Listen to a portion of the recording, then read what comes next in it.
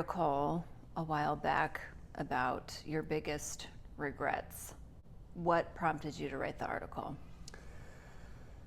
So that topic, it's something that has probably been on my mind for a long time, and probably something honestly that I should have written years ago, and probably even something that I didn't realize was as big of an issue until I started coaching. And as a player, looking back on, I realize, and I think we touched on this a little bit in the past couple episodes, that as a young athlete, early on in my career, in my late teenage years, my early 20s, as far as stuff went, physical maturity, pitching stuff, all the other stuff, the physical fundamentals of pitching, I was fine. I was progressing, doing a lot really well. Looking back on it now, the weakest part of my game was what was going on between my ears. And a lot of that unfortunately had to do with immaturity, had to do with just like what happens in dugouts, the culture that surrounds dugouts, the stuff that's talked about. And unfortunately at that time, looking back on it, I didn't have anybody to call me out on it. I didn't have anybody that would help me realize how detrimental, how bad towards progress, towards development, how I was talking about things, how I was thinking about things led to my inconsistencies on the field. For example, if I didn't have a great game, if I didn't have a great start, at the end of the day, back then we talked about the only way I communicated with parents was to talk on the phone. So I remember, and it was usually too late to do it that night, but I remember getting on the phone with Dad the next day, and if I had a great game, we would talk about all the great things I did, how everything went well. And if I had a bad game, it was more often than not about umpire missed some calls, my defense made some errors, why the coach didn't do this or did that, even sometimes field conditions. The mound had some issues with it, maybe it was raining, which are all a part of it. As an athlete, you have to learn how to compete with that stuff. Playing an outdoor sport. Yep, and getting into now as a coach, I've been doing this now full time for almost 15 years, working with kids and closely with their parents. And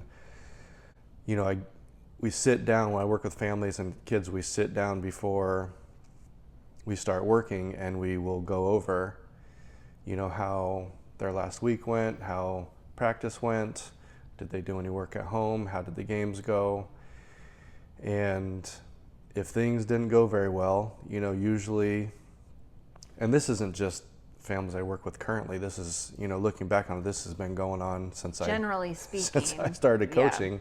Yeah. And, it's things that I honestly should have been calling out students and their parents sooner, writing about these things sooner, because it is such a cultural type thing. Mm-hmm. Like the culture of youth sports is to heavily point fingers when things don't go right.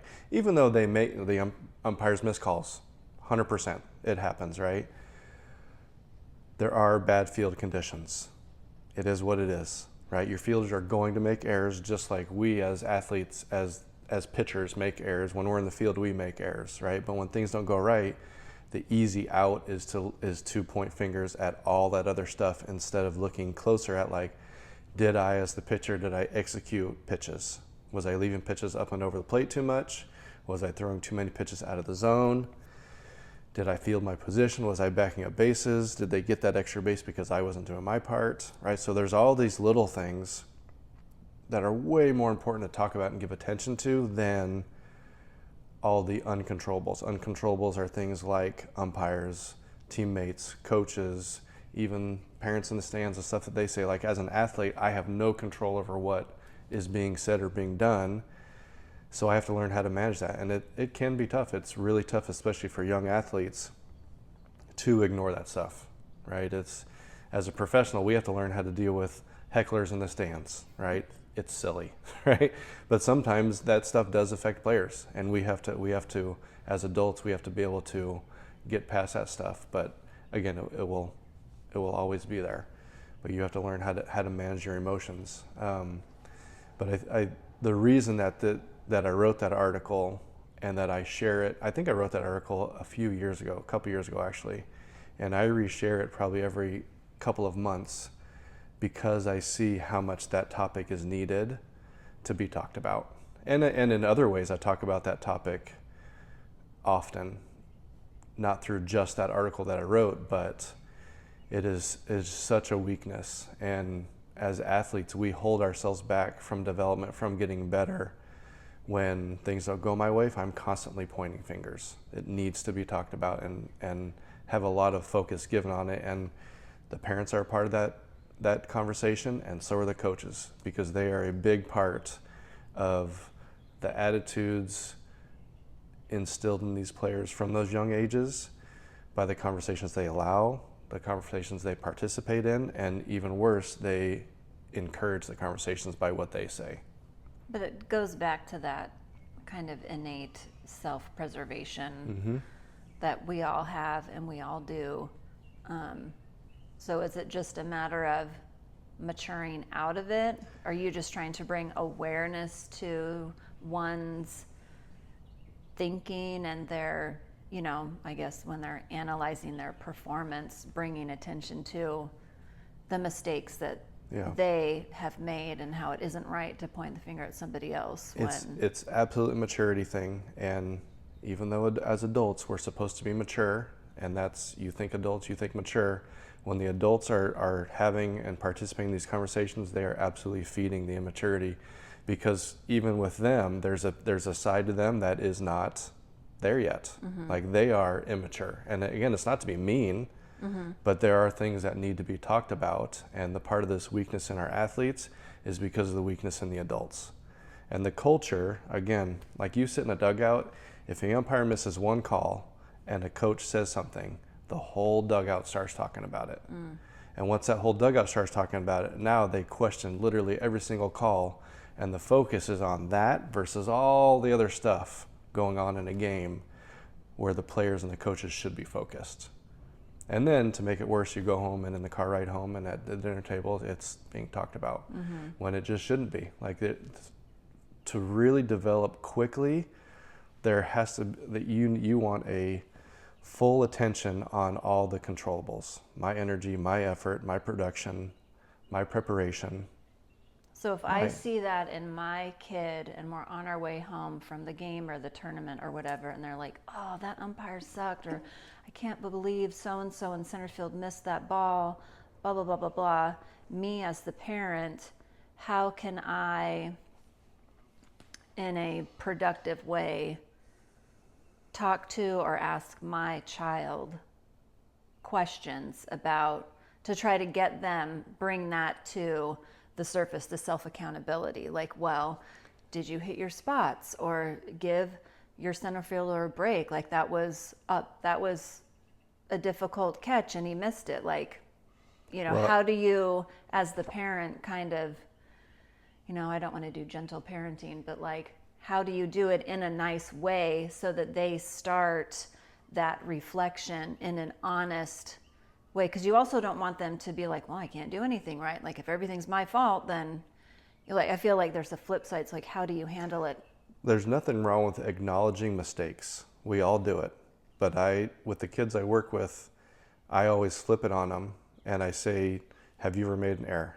Right? Because kids, they love to talk about, well, my defense didn't have a great day. Like, well, have you ever made an error? And of course they have. So you ask them a general question, not that particular situation. Yeah, I mean, you don't dial in on that. You're just like, you need to flip the conversation. You got to flip it back on them and help them realize that you're talking about other people making mistakes when you literally make all the same mistakes. Like, there's no room.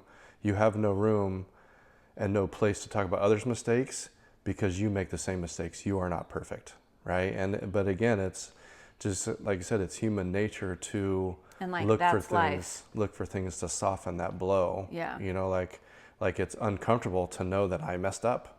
It's uncomfortable. Yeah. Like I want to do everything I can and protect my emotions and protect myself so that I deflect on everybody else's mistakes. Hey, don't talk about my mistakes. Let's talk about their mistakes.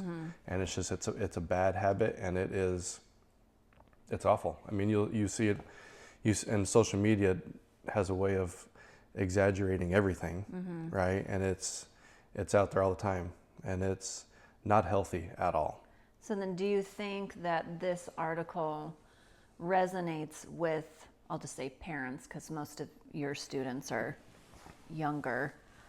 Do you think this, what you wrote, resonates with so many people because it brings to light, and they're like, oh, like a light bulb moment, and they're like, oh, we could probably approach this differently rather than just pointing fingers? Well, the hope is, and again, like I said, I write about this topic in different ways weekly. The hope is that people do read it and they do think about it versus taking it personally. Because once they take it personally, they're probably going to stop following. They're probably going to get defensive, because of it. And I do have followers that will comment on stuff and start rolling back at me with excuses because I'm talking about their excuses. Yeah, buts.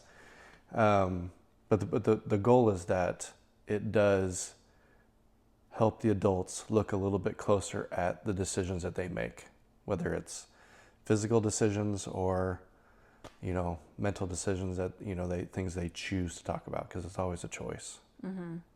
Now we're going to go on to another segment, a new segment. Okay. A segment I think that everybody's going to enjoy. Okay. Because it will be fun, but also educational. Okay. And it's called Baseball 101 with Rachel. Okay. So this is our first one, so we're going to start with an easy question. And this is not pre-planned or rehearsed. I have no idea what you're going to ask me. No. I don't have any notes. Nope. Okay. Bring it. Okay. Now people think because you are a former baseball player and coach's wife that you know everything about baseball. Right. That's the... Do you know everything about baseball? No, absolutely not. So why would I? No. No. So I didn't even know you played baseball when we met. How about that? Yeah. That's how much I know. Okay. How many positions are on a field? On the field? Yes. 9. Name those numbers of those positions and the name of their position. Can I point in the air? I have to Sure. do an aerial map. Sure. Go for it. Pitcher, catcher, right? What are their numbers? 1 and 2. This Okay. is a lot for my brain to do right now. Okay. I'm just going to do point, and you're going to know the numbers. Because Nope, I'm going to do in order. No, you need to say the number. Pitcher, catcher, 1 and 2. Okay. 3, 4, and 5 are first, second, and third base. Okay. Shortstop is 6. Okay. Left, center, right is 7, 8, 9. Very good. Yes. That was a lot to there. Are there a lot of people? Now, why are the positions numbered? Oh, I have no idea. No idea. They're numbered for scorekeeping. Oh, I was going to say some type of stat thing. Yeah. So Okay. so scorekeeping, and for those that follow me on social media, every once in a while I call it scorekeeping 101, and I'll talk about a scorekeeping topic that is often misunderstood. I think you should do a scorekeeping series. Yeah. On maybe just the most common scorekeeping mistakes by amateurs. But again, there are so many scorekeeping rules. Yeah. I don't know any. I don't know all of them. Yeah. So like there are some that like if someone asks a question like how about this situation, I'll have to go look it up because I don't know. If it's a real know real all tricky of them, yeah. one. Like for instance, the other day, there's something called a catcher's balk. Never heard of it. Yeah, I've looked it up, and it's actually there is no such thing as a catcher's balk. It's when a catcher goes out and steps on home plate or in front of home plate to catch a ball from the pitcher, a pitched ball. So like if a runner is stealing third or a squeeze, and the catcher jumps out and steps on home plate or in front of home plate and catches the ball to catch and tag, that is considered a balk. And the runner would be just awarded the next From base. the pitcher? Yes. Or not the all catcher? balks are on the pitcher, but they Okay. call it a catcher's balk because it's something that the catcher does to cause that is balk. that, it's not like a legal move, right? The runners, because you just said Well, the runner can steal, or it can be a squeeze, but it's that. But if they do that motion step on or in front of home plate to catch the ball to tag him, that's not. That's To me, illegal. that's not a legal They have to move. stay behind the plate to Okay, catch it. so it is illegal. Yeah. Okay. So it's and called a then catcher's balk because or people refer to it as a catcher's balk because of what the catcher is doing. Okay. But it's a balk on the pitcher. It's charged. And is it's that charged to just the pitcher. a mental mistake by the catcher? I bet you doing that when that? it does happen, I bet you it's because those catchers were never taught what to do. They were never taught that if this happens, you have to stay behind the plate. Because the catcher would do that to make sure he's got the ball to get the tag Yeah, instead I mean, of waiting for it to get to him because Yeah. he has to stay. Okay. Yeah, and like if there's a ball coming from the outfield, that catcher stands in front of the home plate to catch and tag. But this is when it's pitched. Yeah. Okay. Yep. To get back to what we were on, so I'm going to give you a couple scenarios, Uh-oh. and you're gonna tell me how the numbers are used. Okay. Okay. Okay. I'm going to start easy. Okay. Ground ball to third base. He's thrown out at first base. What is the scoring? 1, 2, 3, 4, 5-3. Yes, very good. So like in the scorebook, it would be scored a 5-3 put out. Okay. And people do can not put know. PO for put out, or they can just do 5-3. And I people, wouldn't even know where to begin. When I look at a scorebook, it looks like hieroglyphics. I don't even know what to do with okay, it. runner at second base. Oh no, runner's on. Runner at second base. Ball hit to left field. Left fielder throws it in, hits the relay guy, which is the third baseman. Third baseman throws it to the catcher. How is that scored? 7-5-2. Very good. Okay. 7-5-2 put out. Oh, put out. Yeah. Okay. Yeah. And there's some other stuff that might go along with that, but we're just going to leave it at that. Yeah, we need like surface level Yeah. easy right Okay, now. one more, and this is a popular one. Oh, okay. Ground ball to the catcher. Ground ball to the catcher. I'm sorry, ground ball to the pitcher. Ground ball to the pitcher. We could do ground ball to the catcher. That is a real thing. Okay. Ground ball to the pitcher. Throws it to shortstop. Throws it to the first baseman. 1-6-3. Double play, Double play. because there was a runner at first. The only reason the pitcher would throw it okay. to shortstop if there was a runner at first. Okay. Very good. Good job. you. So next time, I might get a little harder. Okay. Good job. Thank you. You passed. Okay. Should we get into 1998? Your second full season.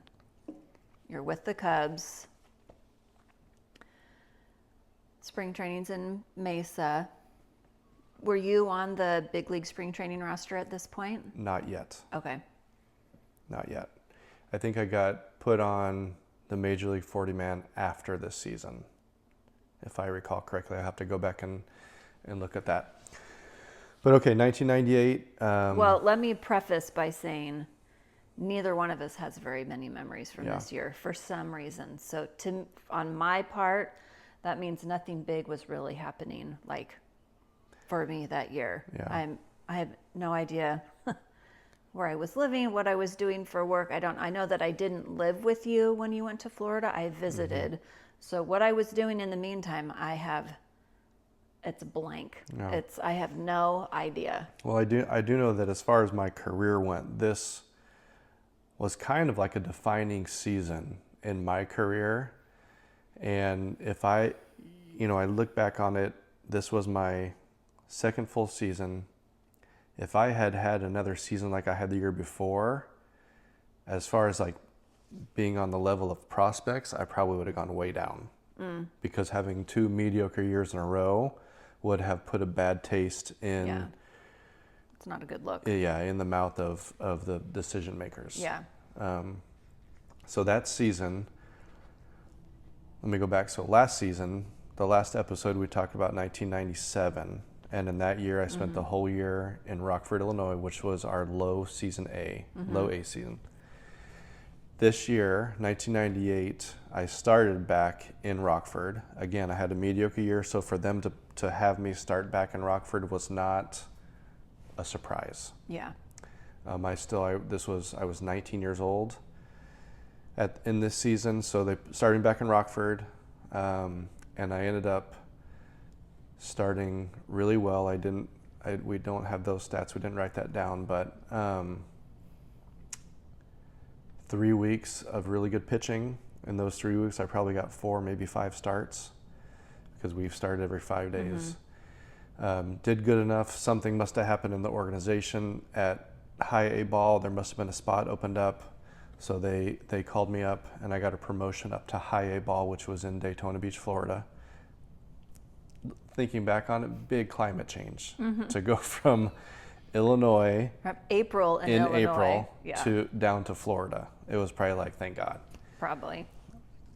So I spent the whole rest of the year there and then finished the year with 1 start in AA. So at the end of that season, to finish in AA as a 19-year-old was a pretty special thing. You got 2 promotions in one season. Yeah, and that doesn't happen very often. Right. So that's why I was saying, like, that season for me was a big, almost like a catapult into how the rest of my career would go, because if it didn't go well, you get passed up pretty quickly in professional baseball. Like, there's a draft every single year. And, back then there was unlimited rounds. Now it's a little bit different, but. Well, there's just so many people on every team. Yeah. It's like, yeah, it's just a lot of bodies.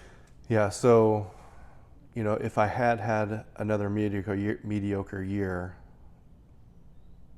every year there were, 40 plus new prospects being drafted to come in and just start. It's a machine, Yeah.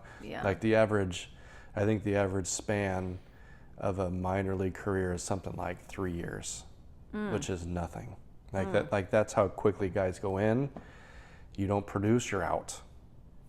So that's why I'm saying, for me to have such a good season that I did this year was important for the rest of my career. And I didn't realize it at the time. Yeah, of course not. To go back to real quick, so I was in Rockford for 3 weeks, and I remember, we talked about the last couple episodes that when it came to living situations, that was on us to figure that out. And I remember for those 3 weeks, I was in an apartment with like 4 or 5 other guys. Right, because we're all trying to pinch pennies. I wasn't there. Yeah, yeah. You didn't make it to that part, but it was 4 or 5 different guys. We were all slammed in this. I remember there being like a loft. There was a loft area. There must have been a couple other bedrooms. A couch. Yeah, it was. Who knows? Yeah, 100% what you would think of young men doing. Figuring life out together. And then when the promotion happened, it's a little bit foggy here, but I think you and Mom drove my car It's either we drove it from Rockford to Daytona, or we drove it from Daytona to West Tennessee at the end of the year. It's one of the 2 happened because your mom and I went on so that I wouldn't have to make the drive alone. Maybe I was already out there when you got, who knows? Like, honestly, I don't know why I have no memory of this year. Yeah, but so as one far of the 2 happened. So as far as driving the car, we drove from one corner to the other. You and I did. Yeah. So we drove from Florida home. Yeah. So I think that 1 start I had in AA at the end of the year, I did not have my car with me in West 10. I never went to West 10. So this year, they were away. Yeah, at the this end of year the when the season was over, you must have either met me in Daytona Beach, and we drove the car all the way back home. But we did drive from Florida to Washington. Yeah. So there was no driving to West Tennessee and then go from West. So I think that you and Mom, I'm wondering if you two maybe I picked her up somewhere and continued on. The whole point was so that I wouldn't have to make that long. It must have been a long day because I don't remember staying the night with her anywhere. Yeah. It must have, but it was just like a safety thing. Like nobody wanted me making whatever that length of drive was by myself, like just in case something happened. And I think that you and Mom went to Rockford and drove the car from Rockford down to Daytona. And for those that don't know, Rockford, Illinois, I think it's like an hour and a half east of or west of Chicago. Yeah, it's outside of Chicago. Yeah. I mean, a little ways. Yep. But to get into my season in Daytona Beach, so the Florida State League, all the games that we played, for the most part, not all but the stadiums we played in were the major league spring training fields for a lot of the teams down there. So for instance, like Clearwater was the Phillies. So the Phillies high A team we played in their major league spring training field. So that was their home field. Now us in Daytona, I think it's been renovated by now, but we had our own field. And it was blocks away from the beach in Daytona Beach. And the reason I say that is because the day after my starts, when I would go on a run, on my first day run after a start, I would go down to the beach and run on the beach. In the sand? Mm-hmm. Well, I mean, if you're on the sand that's right off the water, it's pretty firm. And I don't remember if they had a boardwalk right there. We have or no what. memory of this. It's crazy. The memories of this season, for some reason, are very vague. It was a good season for you, but nothing was happening, I feel like, in our lives to make it memorable. But the fields in that league, like I said, most of them were the major league spring training fields. It was all within a close proximity. There wasn't a ton of travel, whereas in the Midwest League, we had some bus trips that were 10, 14 hours. Yes. Florida State League, Daytona Beach. Literally all night long. Yeah, Daytona Beach was on the East Coast, a little bit further north. But it was, we didn't have a ton of driving that we had to do in that league. It was a great league. I remember, obviously anywhere you are that you're having success, it's more enjoyable. Yeah. But I remember our apartment it wasn't really an apartment complex, but it was more like we lived in this little bungalow type neighborhood where you had all these like standalone little almost like hut type buildings. And I remember having at least one roommate, Bobby Lasanti, and I think I had one other guy. I can't remember if I lived with Ron Walker or not. Yeah. I think Ron Walker was one of our roommates. But anyway, so we lived in this little community. Again, this was right off of the strip there in Daytona Beach, and we would go to the beach sometimes. Not when I visited. Yeah, so let's talk about that real quick. You have some frustrations from that season that you seem to not want to let me live down. Well, I mean, talk about it. What do you got? Well, we didn't go to the beach. How did we not go to the beach when you came That and I visited? remember, because you had a pool. Was that my choice to not go to the beach or yours? At some point, you didn't like going to the pool to lay out because then going to the field, you were tired. Being out in the sun for however many hours early in the day, which is valid. Yeah. It's valid. My biggest beef, is the jet skis. It's the jet skis. I wanted the jet skis so bad. The big life, the important they things were in life. new then. It was a big deal. They were like a new thing for the beach life, and I wanted to jet ski so bad, and we didn't go. I don't know how many times I visited. I don't remember either. Few. I don't know, because you're on the road half the time anyways. So, but I remember I visited, and then your parents showed up to visit like a few days after my visit. Like we just missed each other. And probably because they didn't want to come down when I was there and interrupt our time together, I'm sure was part of it. But then you went jet skiing with them. took them jet skiing. Or they took you jet skiing. I'm I pretty don't sure know. it was them taking me jet skiing. I'm pretty sure it wasn't my And idea. just for the record, let the record show, to this day still, I have never jet skied. Okay? A day in my life. Never even sat on one. Just seen them on TV. We got to find some way to make it I happen. mean, I get mad just thinking about it. I'm just kidding. Whatever. But hey, that's valid. That's a valid beef, if you ask me. You know, I think, if I recall, when I was jet skiing, I think that's the only time in my life I've jet skied, by the way. Probably. But I think there was a manatee in the water, Oh, maybe. either next to me, or I remember one of us, there were, because they're all over the place down there in the... You in did the- also go to Disney World with one of your teammates and his girlfriend, but that was like an impromptu, like last minute. I wasn't there or anything. I'm not mad about that. That's fine.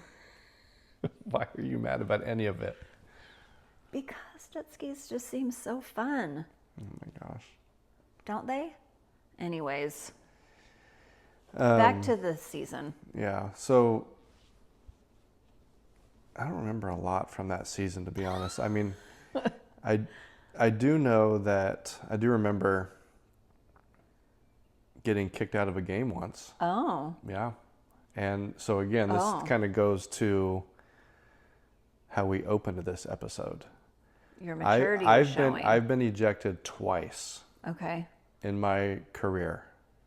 I wonder if I I've was ever been ejected. there. I don't recall like. So it that was happening.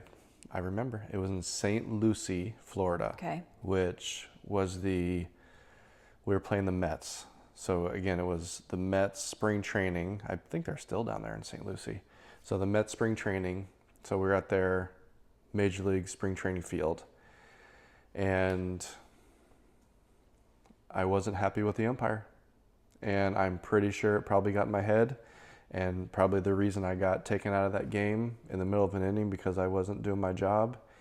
And I remember walking off the field and yapping at the umpire, and he tossed me as I was walking back to the dugout. Yeah. Yep. So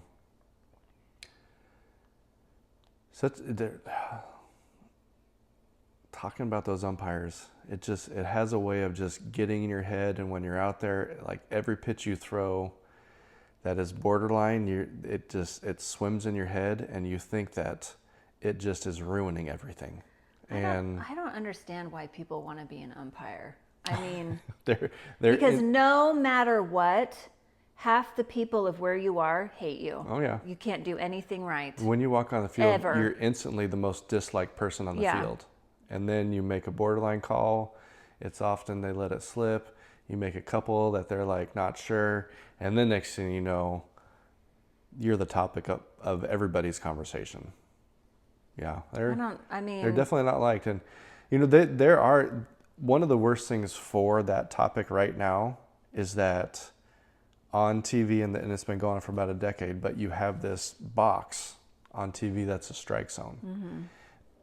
So every Joe Schmo sees that pitch, you know, missed the zone by, do you realize how little an inch is? 2 inches. Yes. Like right now they have the ABS going. You get these umpires are missing Yeah. pitches by literally less than an inch, even Yeah. less than 2 inches, which is like nothing. And people lose their minds. Yeah. Like, especially with how fast those major leaguers throw the ball, how sharp they move, the type of movement they have on them. I mean, the reality is that those guys on TV are pretty dang good. Yeah. But now they're just under a microscope to such a degree that is crazy.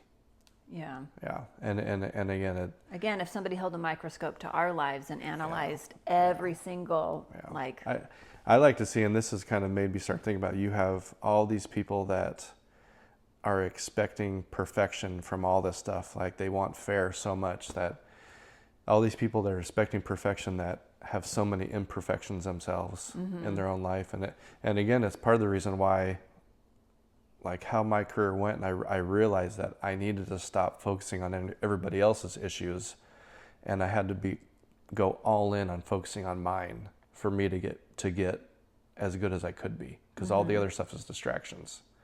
So again, I see all this stuff and I just like, it's just, there are so many weaknesses out there. So many people want to give attention to things that they have no say over, no control over. Whereas they got so many things in their closet. There are so many things that everybody else should be focusing on. We're just focused on the wrong things. But it's the way of the world. But that means we'd have to take accountability. Yeah, that's the hard part. It is the hard part. Yeah, and umpires should be, they get paid a lot of money to do it, so they should be. People want to say better at what they do, but they're pretty dang good. They're pretty good. I mean, a lot of these replays that, if there's a replay of a call at first base, I mean, you get 100 people out there to try to make that same call with their naked eye.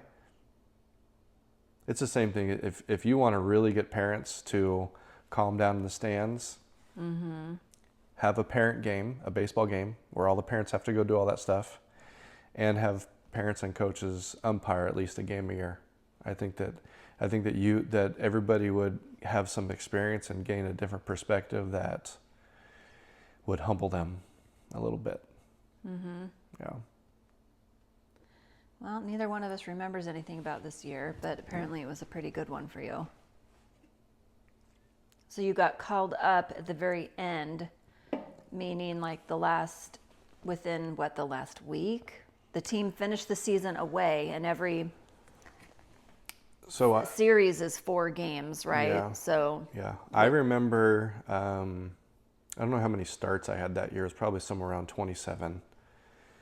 But I remember finishing my last start, and in my mind, like we weren't going to go to the playoffs, from what I recall. Thinking like, all right, my season's over. Made my last start, and then I think like a day or two after that, the season wasn't over yet. I must have had my last start, and there were still a few games left on the schedule. But I remember after that, at some point, they said, hey, they want you to go up to AA to make one more start. So like even then, it's your mindset goes from relaxing, season's over, to like, we got to go. I got to do this one more time. And I think I could go up there and look. I don't think it was the best start. I don't think I went out there and dominated. It was in Mobile, Alabama. I do remember that. By the way, one of the hottest places I think I've ever been to is Mobile, Alabama in August and September. It's, yeah.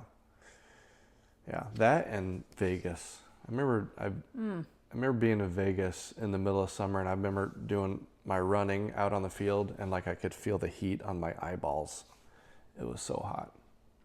you could be pregnant in Vegas in the summertime. Yeah, we'll get to that in a couple years. That was okay. It was okay. That year in Florida, were there a bunch of fires that year? I think you're right. I actually think that we had a couple games. I think we had a couple games canceled because of smoke. Yeah. Well, I remember driving with another player's girlfriend, Brett King's wife, Erin. Okay. There was Brett and Brad. So I'm talking about Brett. Yep.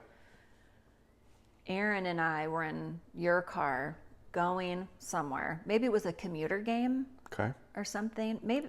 What does a commuter game mean? Commuter game means it's when you're away, but you're not gone overnight.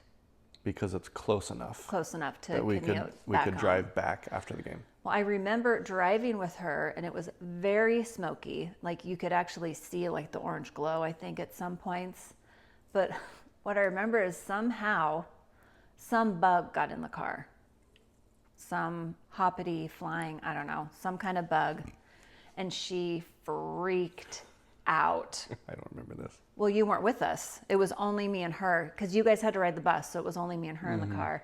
We had to put all the windows down and open the sunroof so we could get the bugs out. And then the smoke was, that bad. Okay. It was that bad.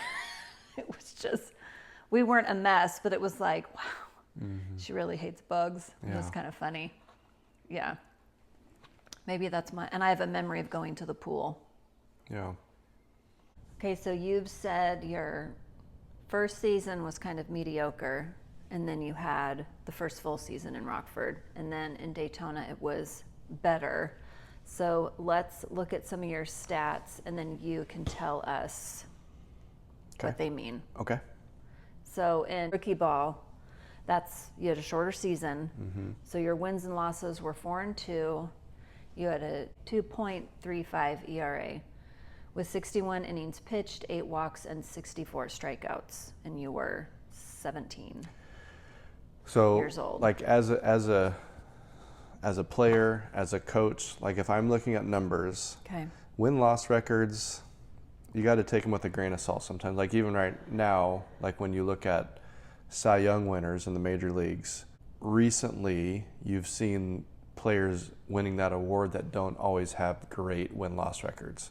Because the win-loss record is based so much off of, you know, how much you get in run support. You know, you may have multiple losses where your defense didn't really do a lot, so there was a lot of unearned runs.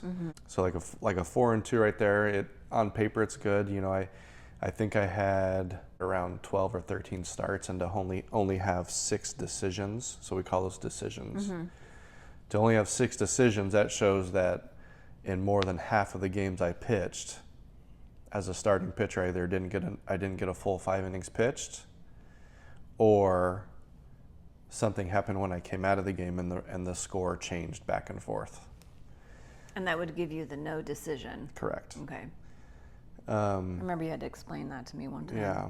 And then the ERA, would you say 2.35? So 2.35 in pro ball is really good. Yeah. From there, 8 walks and how many strikeouts? 64.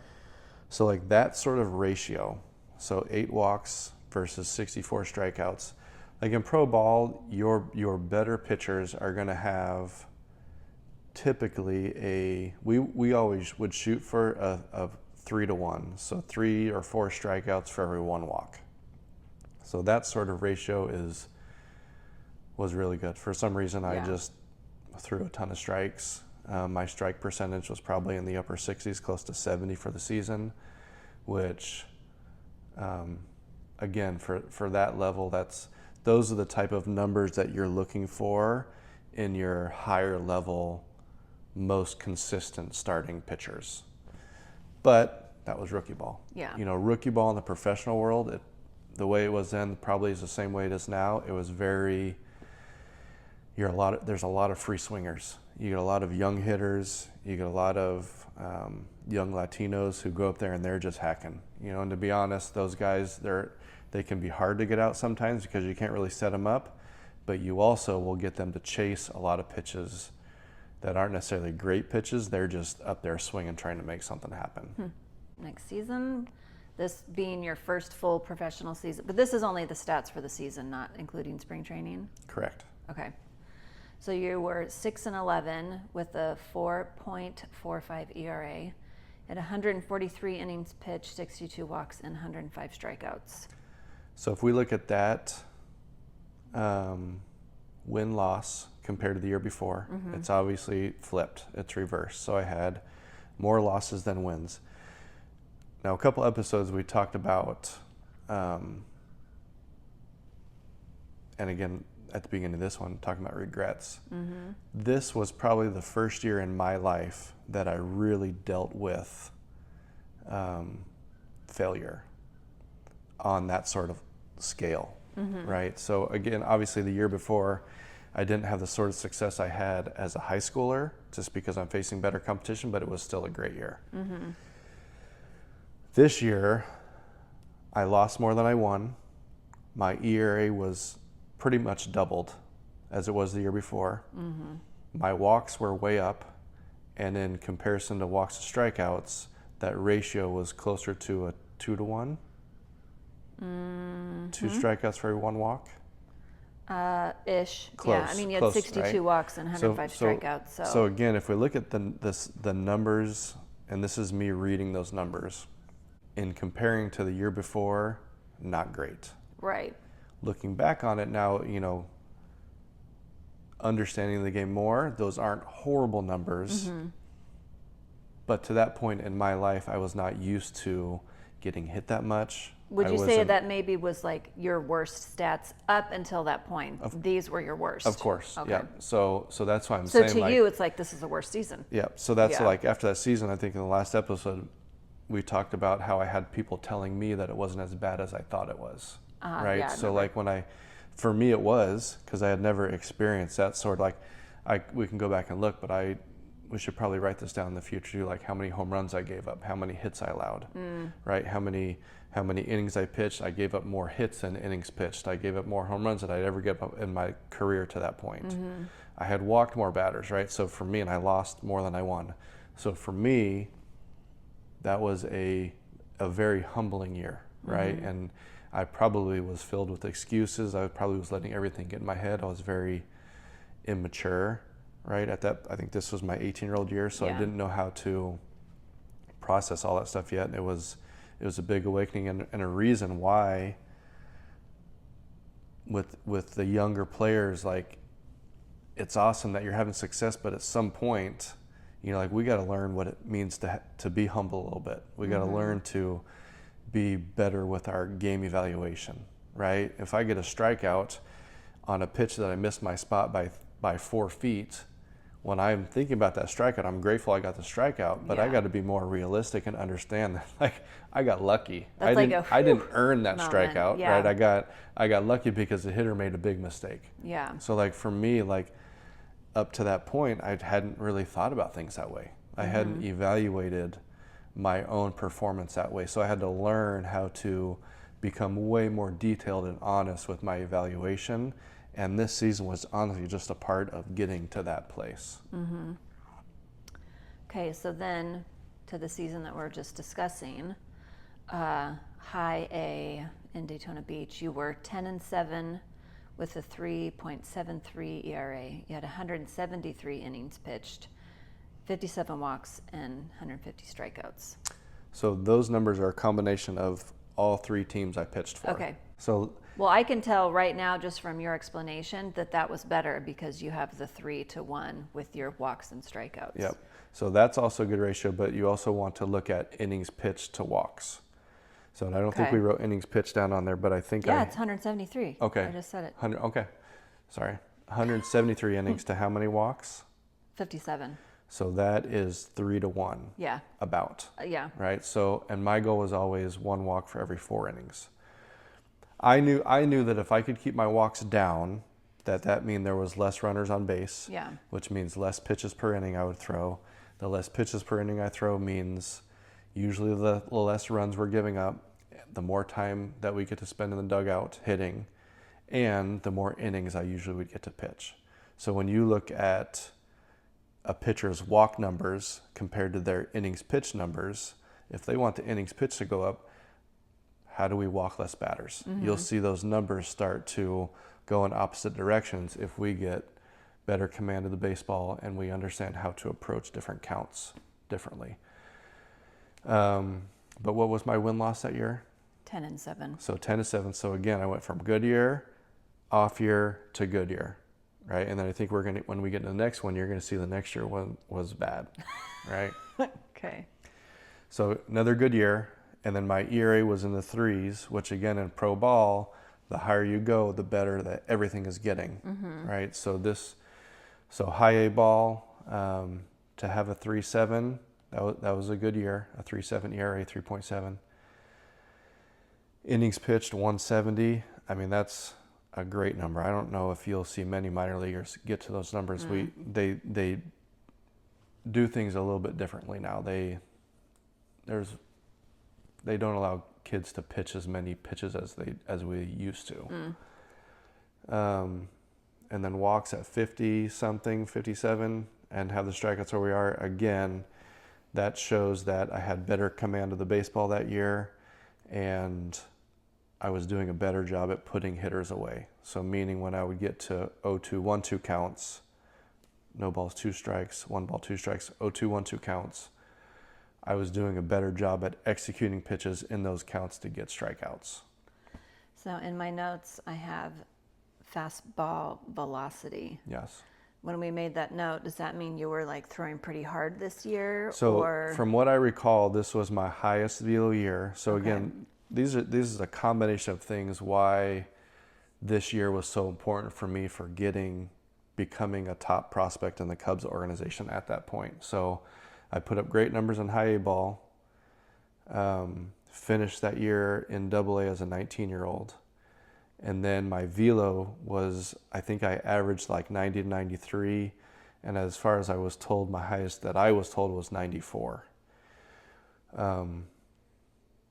After this season, we'll talk about it more. I don't think I ever really threw that hard consistently again, but have some of the best years of my career. But this season put you in a position to be what I wrote down as a legit prospect. Yeah. So as far as like Baseball America, for those who know what it is, back then it was like a magazine. Now everything's online, but it was like a newspaper magazine type thing that would get published, I think, every month. And they would have their preseason stuff, and they would go over each major league organization, and they'd have like their top 10 prospects.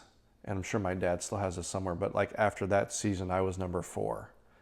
So I was a number 4 prospect in the organization, largely because of, one, I was a higher draft pick. I was drafted in the 4th round, but 2, I was able to put up those sort of numbers at that level, which gave them, all signs of this player could be a top level starting pitcher in the major leagues at some point soon. Like if he keeps going like this. Yes. Yeah. So, okay. And again, you'll see that after how we'll talk about it in the next episode, how my 1999 season went. I really kind of tanked a little bit and then went good after that. So you'll hear me say that the first 6 years of my career were like a roller coaster. And so this kind of gives an explanation a little bit to what that means. And again, looking back on it, we started this episode talking about my regrets. My regrets were a big reason why my career was such a roller coaster at that time. Well, from my side of things, you must have had glimmers of maturity, because when you did have bad games, I didn't even know. Because not knowing baseball, I would have to ask you, even after you pitched and I watched the game myself, I would have to ask you how'd it go. Yeah. And you'd be like, if it was good, you'd be like, yeah, it was good. Or actually, if it was bad, I don't even know what you would say, but we would just decide where we were going to eat, and like the work day was over and that was that. Yeah. And I was never really much of a complainer, but it was more of like what was going on in my head. I mean, you maybe were like a little bit quiet if it was a bad game, but you also weren't over like boisterous when it was a really good game. Yeah. Like, and again, that's a little bit about how my parents raised me. Right. It's like But I mean, when you talk about being immature and blaming people and whatever, like you didn't come out of the clubhouse going to dinner complaining and giving me an earful about everything wrong that just happened, to you, without taking responsibility or accountability for it. It was just, how'd it go? It was fine. Yeah. Okay. That immaturity that I talk about was me as a competitor, right? So as a competitor, I was immature. As a competitor, my focus was on a lot of the wrong things, especially in the moment when you're out there on the mound and I have 15 seconds to get ready to throw the next pitch. If my mind is focused on anything else besides what I want to do with that next pitch, that's a distraction. Yeah. And that is what happens with most young players. Like when you start talking to them about their game and they start rattling off all these uncontrollables, all these excuses, if they're going to sit there and talk to me about that in a controlled, calm environment, what's happening when they're out there on the field in a competitive situation. It's even worse. It goes to are you competitive or are you a competitor? I think they're two different things. I'm competitive. Like, I want to win. But I do not have the mental capacity to stay my emotions like this through good and bad. Yeah. I think that what you said, it's like I want to win when it's game 9, we're playing board games. Like, I'm competitive, but don't put me out there in a high pressure situation and make me perform at the top of my game. It's a tough concept because, again, take youth sports, for instance. the stands are full of competitive people. Everybody out there wants to win. Their heart rate's going, there's anxiety. Sweat. They want their kid to do the best they can. Yeah. And if they feel like their kid is getting, screwed over by the umpire, whatever, that's where all my attention goes to that person, right? So there's everybody is competitive, and it is really hard when you're not the one in control, right? Like a strong competitor, in my opinion, from my experience and perspective, a great competitor is not going to be focused on that. He's going to be focused like, all right, well, how do I respond to this?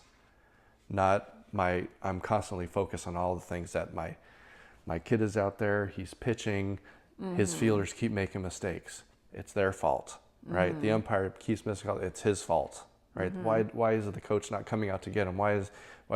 So there's so many finger pointing versus like my kid is losing mental control right now. He's losing emotional control. He's throwing pitches and his catcher has to keep reaching for the ball, right? My kid is hitting, he keeps swinging at pitches out of zone but taking strikes. Like, that's where the focus needs to be. But instead we get so wound up and caught up in all the other things that are hard. They're definitely a thing. They're a part of it. We are struggling to field the ball. The umpire is missing some calls. But the reality is that that's a part of the game. And for me to compete the best I can, I have to be able to handle all of that. And that's the hard part.